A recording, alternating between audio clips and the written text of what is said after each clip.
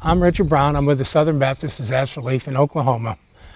We would like to show you what to do with a house after it's been flooded, how to mediate from mold, and to keep yourself safe.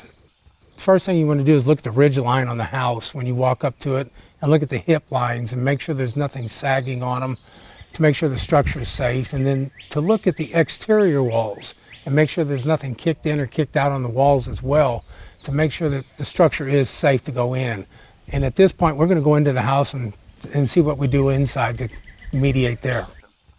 All right, now that we are inside the house and the carpet in the room has been removed, we need to remove the doors.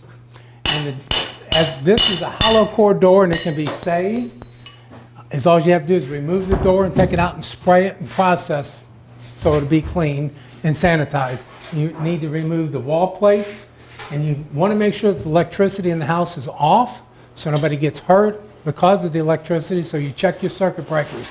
Next, you start removing the door trim. You get the door trim out of the way for the sheetrock so it can be removed.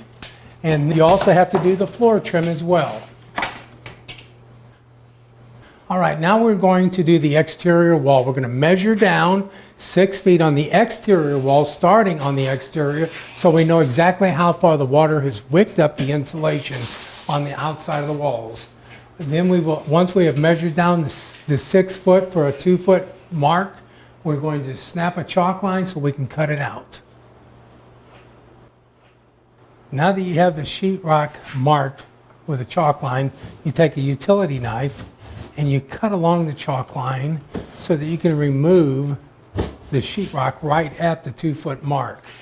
Once you've got it cut all the way through, you take your hammer and you start just breaking it out, and you'll see that the sheetrock will just pull right off of there up against that mark. And you'll be able to expose the insulation and everything else behind it. It just takes a little work, but you can get it off of there. Now that we have the sheetrock off, you need to remove the insulation on the exterior walls.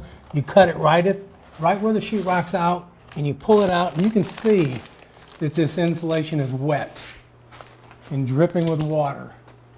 Then you come up and you have to remove all the nails that are in the walls.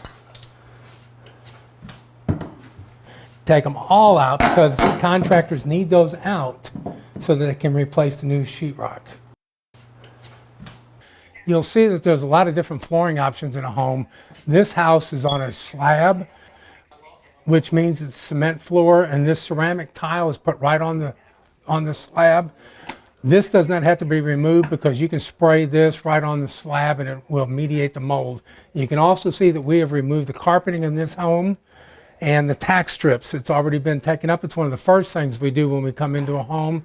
But then you've also got a much trickier floor, which is a wooden subfloor, and you have your tile is either on a layer of wood that's on top of the subfloor, or it can also be on like a cement board, which is a hardy board or a Durarock, and that still needs to come up because your water is going to be trapped underneath it, between it and the wood, and that will mold as well. So if you don't take that up, you're going to have as much mold as anywhere else.